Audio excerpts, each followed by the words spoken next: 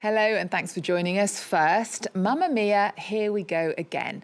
The global smash musical seen by more than 65 million people based on Abba's catchy tunes is back on stage in Paris.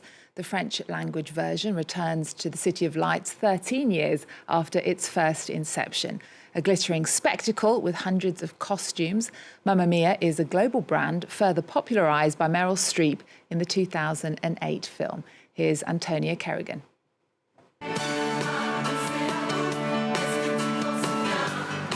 Mamma Mia the musical is back on a Paris stage. The audience up dancing with the cast. That's the beauty of Swedish pop sensation Abba.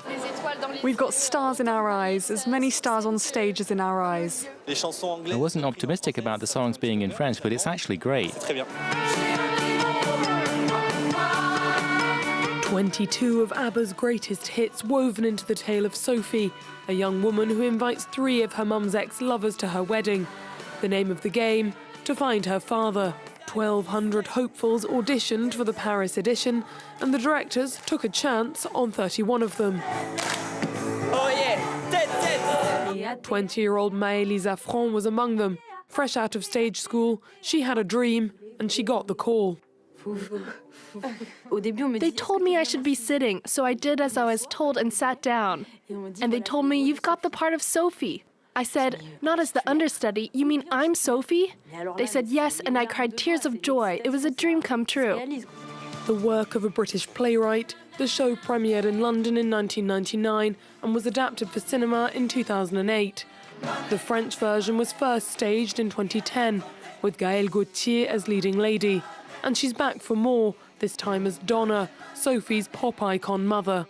And out of the Super Trooper lights, Head of Wardrobe has 300 costumes, 50 pairs of shoes and 30-odd hats in her care, with a special soft spot for the Donna and the Dynamo's disco suits.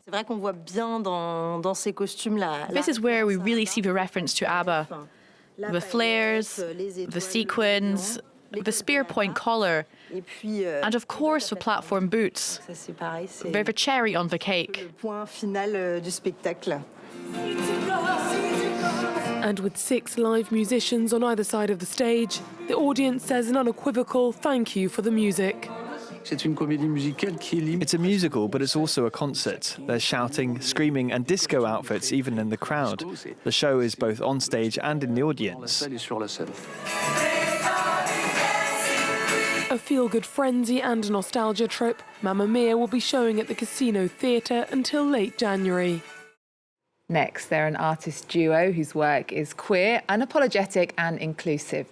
Ashley Hans Scheirl and Jakob Lena Knebl, who represented Austria at last year's Venice Biennale, have brought their playful, Instagram-friendly installations to Paris for an exhibition at the Palais de Tokyo. Let's find out more about their exhibition, Doppo Ganana, which includes performance, installation, film and photograph.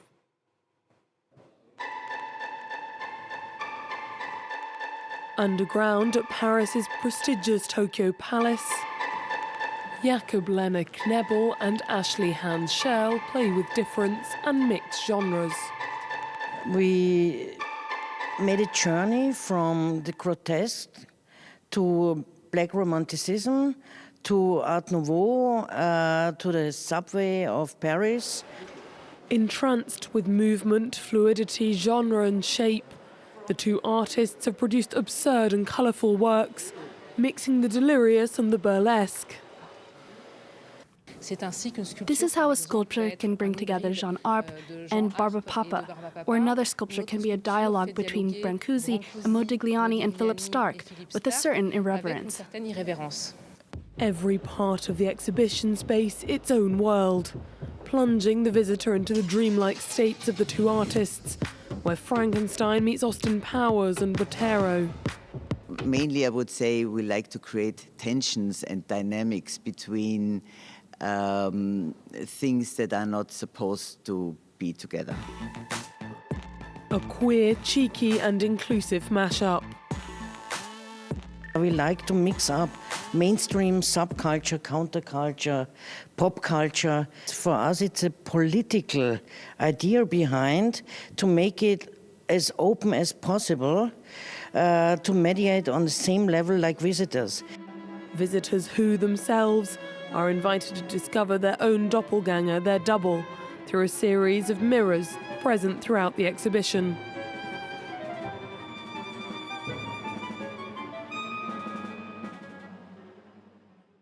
Definitely worth a visit at Paris's Palais de Tokyo. Next, closed for the past 6 years for a major makeover, one of the world's oldest marine museums is reopening its doors in Paris.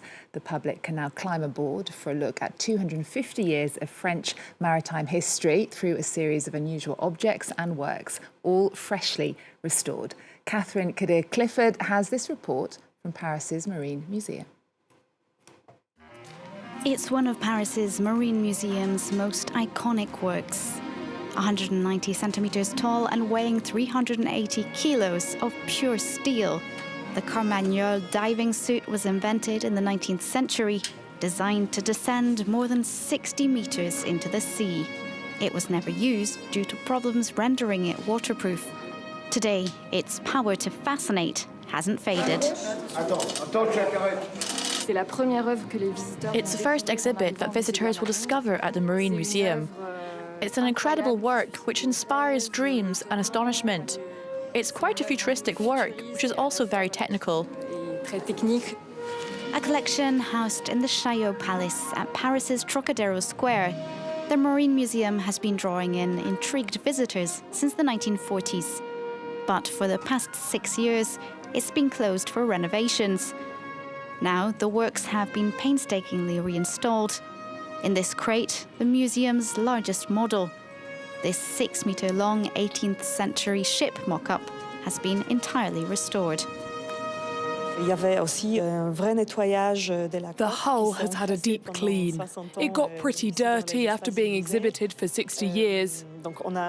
We've discovered something close to the original colour. During the renovations, the entirety of the museum's 980 works were restored, including these 13 paintings representing France's ports in the 18th century. Okay, merci, messieurs. It serves as a window into the way of life in 18th century French ports. We observe historical elements, but also details of daily life in the foreground, immersing us in the paintings.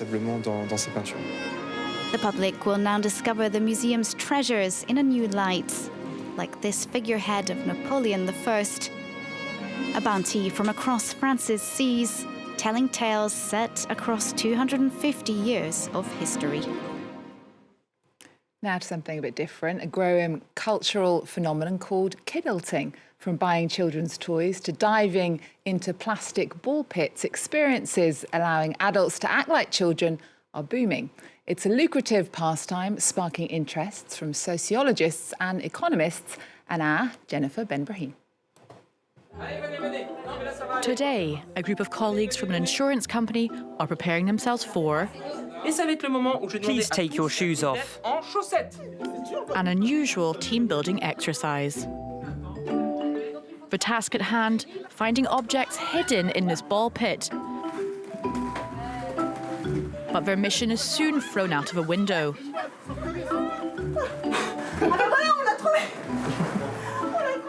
The cause of all the giggling, a collective sense of rejuvenation.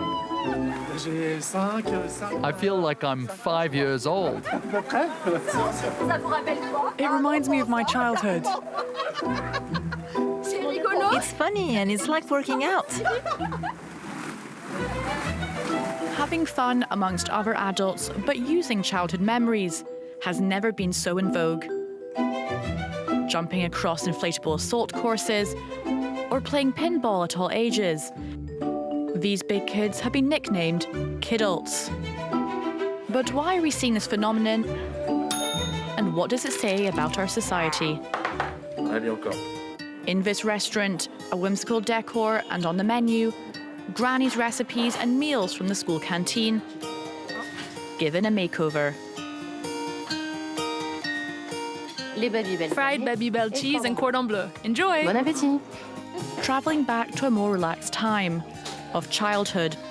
It's comforting, just tasty treats. A bit greasy, but it's comfort food after all. I love immersing myself in restaurants like this where we're surrounded by giant Playmobiles and superheroes. I have no shame. I've invited heaps of friends here with me in the past. The owner of his restaurant has opened 20 across France, and on the walls, his very own childhood games and toys. I have these kids' books that I found in the attic. This cuddly toy has belonged to my sister. I would steal it and pretend it was a ball to play basketball with. These are happy memories of mine. These happy memories of childhood are at the root of his success. It's Proust's Madeleine. We are all nostalgic for this time in our lives, and we have forgotten about the bad memories we may have had back then. Nostalgia as a money-making concept. This hasn't gone unnoticed by big brands. The kidult market is a €1 billion industry. Hey, Barbie. What better example than a summer smash hit Barbie, the most watched film of the year so far. But why does the return to our childhood give us such a kick? So cool.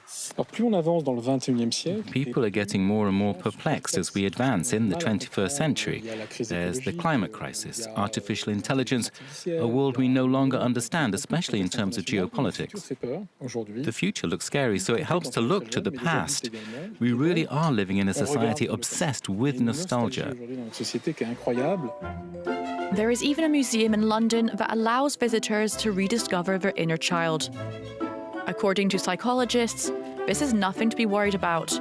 In fact, it's a perfect cure for gloom. Kidulting, well, it's definitely something to think about. We're going to leave you now with an open-air exhibition in northern Paris at La Villette, exploring the work of Spanish artist Salvador Dali. This light show invites people to take part in a 45-minute wander through his surrealist and extravagant universe. And it's on until January. Thanks for watching. See you next time.